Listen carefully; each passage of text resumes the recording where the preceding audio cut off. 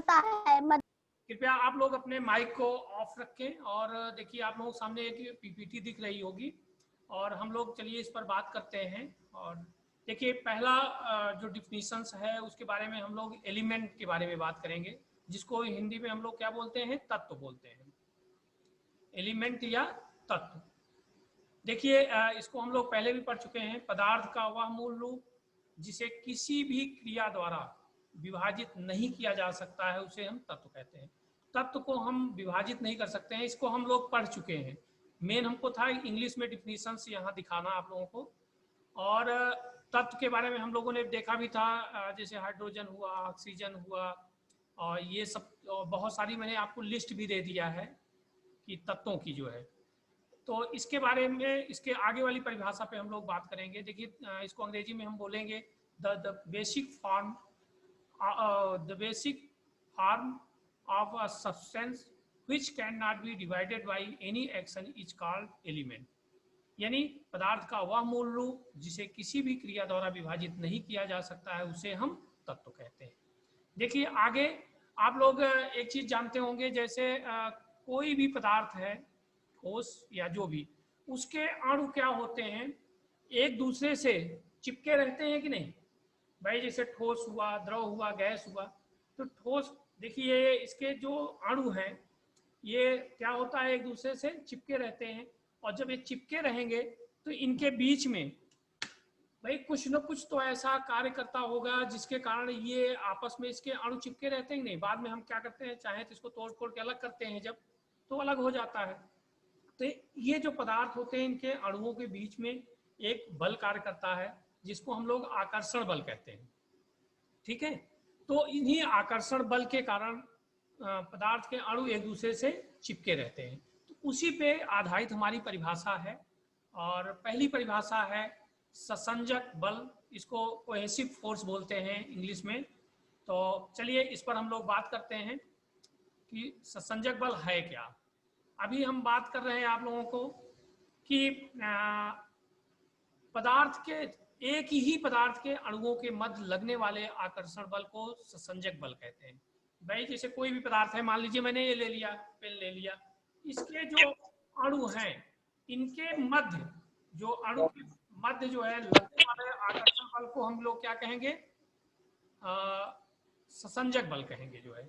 Okay, clear हो गई बात कि एक ही पदार्थ के अणुओं के मध्य लगने वाले आकर्षण बल को ससंजक बल कहते हैं। तो इसी के कारण देखा जाए तो, और इसके अभी हम आपको कुछ महत्वपूर्ण बिंदु भी बताएंगे।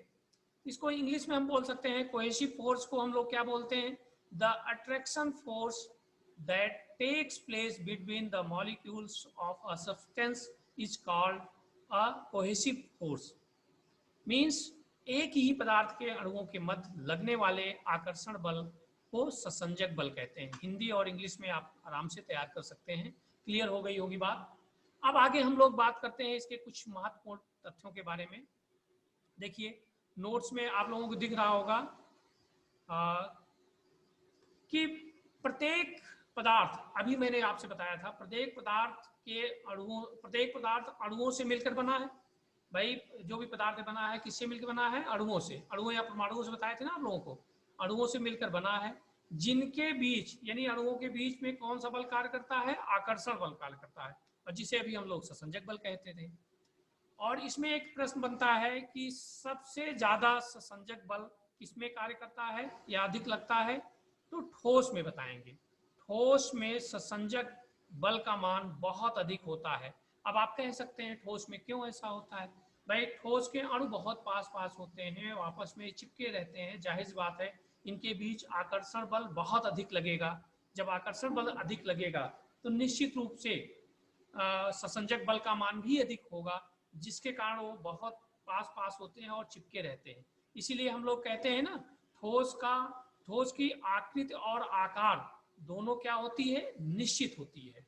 क्यों निश्चित होती है, अब आप कारण बता सकते हैं कि ठोस के अणुओं के बीच क्या होता है, ससंजक बल बहुत अधिक लगता है, बहुत अधिक होता है।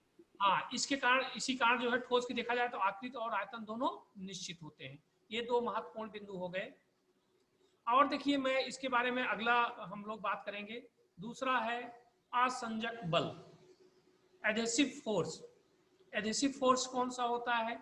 अब देखिए अभी हमने क्या किया, आप लोग एक प्रयोग कर सकते हैं घर पर। पानी ले लीजिए, पानी में आप उंगली डालते हैं तो उंगली आपकी गीली हो जाती है। क्यों ऐसा हो जाता है? अभी भाई पानी या कपड़े को हम डालते हैं पानी में, कपड़ा गीला हो जाता है, हमारी उंगली गीली हो जाती है, पानी चिपक जाता है उसमें कि नहीं जो है। क्यों ऐसा होता है? तो इसका भी जवाब देखिए आगे वाली परिभाषा में है, जिसको असंजक बल कहते हैं। देखिए दो भिन्न पदार्थ के अणुओं के मध्य लगने वाले आकर्षण बल को असंजक बल कहते हैं। असंजक बल, यहाँ असंजन लिख उठा है, इसको असंजक समझिएगा, असंजक बल कहते हैं। बात देखिएगा, अब जैसे हमने पानी ले लिया, एक पदार्थ है, और उंगली या पेन हम ले लेते हैं, ये अलग पदार्थ हुआ। जब इसमें हम लोग डालते हैं ये पदार्थ और ये पेन, पानी और पेन दोनों अलग अलग है पदार्थ की नहीं? तो परिभाषा में हम क्या कह रहे हैं? दो भिन्न पदार्थों के अणुओं, तो पानी के अणु हो गए और ये जो पेन है इसके अणु हो गए। इनके दोनों के मध्य, ये पानी और ये पेन के बीच मध्य जो है लगने वाले आकर्षण बल को क्या कहेंगे? असंजक बल कहते हैं। और इसी असंजक बल के कारण पानी के अणु क्या होता है? कपड़े को गीला कर देता है, पेन को गीला कर देता है, आपके उंगली को गीला कर देता है। क्लियर हो गई? दो भिन्न पदार्थों के अणुओं के मध्य लगने वाले आकर्षण बल को असंजक बल कहते हैं। इसका प्रयोग आप कर सकते हैं। अब आप लोगों से कोई पूछे कि भाई हम पानी में उंगली डालते हैं और हमारी उंगली गीली हो जाती है, ऐसा क्यों? तो आप बताएंगे असंजक बल के कारण होता है।